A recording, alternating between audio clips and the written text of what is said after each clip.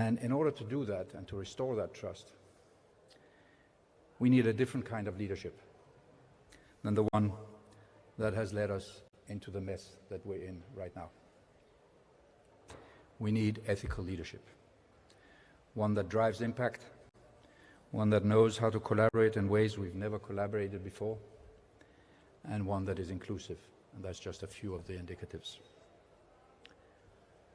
And I have the huge pleasure to introduce a Zambian young woman who's a medical student, a human biologist, an SDG champion, an education activist, who has founded an EdTech and STEM organization, and who's a textbook writer for the Ministry of Education in Zambia. And when she has a minute, she also teaches classic piano music to 20 kids in her community.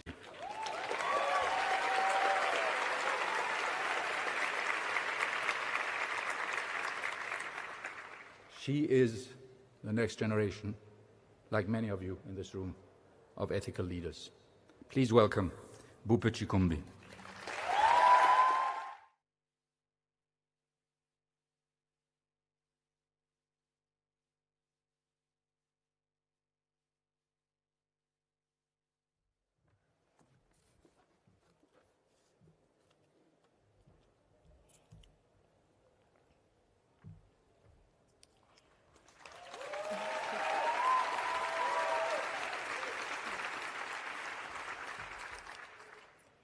"20 years ago, I watched a television show about how Japan is pioneering the future and solving complex challenges through robotics and artificial intelligence. My 6-year-old brain lit up with wonder, and I made up my mind that I would grow up and become a scientist like the men I saw on television and those I read about in my favorite history books. By recounting history, we are able to appreciate the industrial revolutions for advancing human civilization. We also see that the most influential people are not always the politicians, activists, or advocates. The ones who hold the scepter of leadership are those who pioneer paradigm shifts and technological advancements because they ultimately decide the fate of our systems. Today, the world transitions into the fourth industrial revolution, where advances in robotics and STEM are propelling machines to far exceed human cognitive and physical abilities. The world has become volatile, unpredictable, and rapidly changing. According to the World Economic Forum, by 2025, redundant jobs are expected to decline from 15.4% of the workforce to 9%. Emerging professions will also grow from 7.8% to 13.5%. Employers also expect to offer reskilling and upskilling to just over 70% of their workforce. We step into the future with justifiable fears and reservations. I also have fears, and one is this: if the previous industrial revolutions exploited my continent and people, how would the fourth revolution be any different? 10 years ago, I founded Genius Education Zambia, an EdTech STEM organization aimed at promoting, facilitating, and enhancing quality STEM education.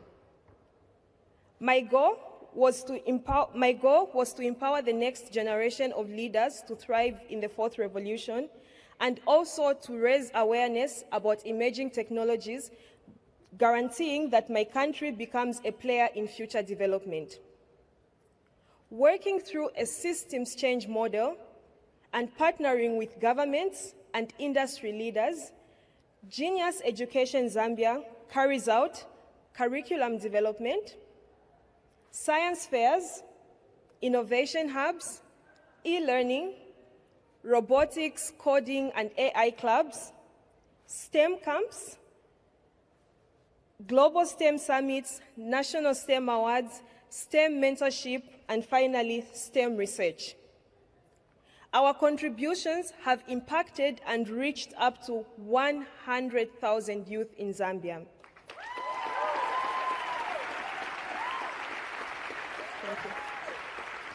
As science and technology drive socio-economic development, it is worth remembering that unlike you and I, technology has no morals or ethics.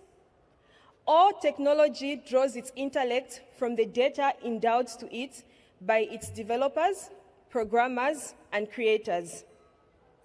Therefore, today's scientists and tech innovators are not only navigating complex questions about life in the metaverse or the infinite possibilities of AI and quantum science.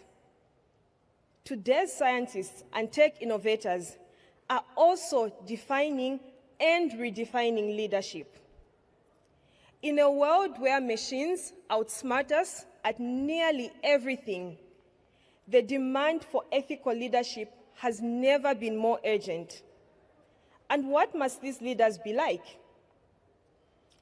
Industrial revolutions bring new challenges, often pushing leaders to make difficult decisions about unknown and unfamiliar futures with little information to guide their process. It's under such pressures that previous leaders have made mistakes that negatively impacted humankind. In order to be more effective than previous generations, leaders ought to revert to timeless human qualities like love, integrity, and honesty. Though the future may be uncertain, the core of our humanity has actually not changed much. Leaders must apply a human-centered approach to problem solving by merging empathy and creativity. When faced with difficult decisions, we can trust these values to decide for us. Finally, I stand here and also place a demand on African leaders to tap into Africa's rich talent pool and abundant resources without enabling exploitation, dehumanization, and corruption. According to the UN, Africa has the youngest population in the world, with 70% of sub-Saharan Africa under the age of 30. Additionally, the UN projects that by the year 2050, a quarter of the world's population will be Africans aged under 25. Such a high number of young people is an opportunity for the continent's growth, especially under the advancements of the fourth revolution. How can we be and develop ethical leaders more responsible and effective than previous generations? By embracing intergenerational synergy and collaboration, allowing ourselves to learn from both the successes and failures of previous generations. Thank you.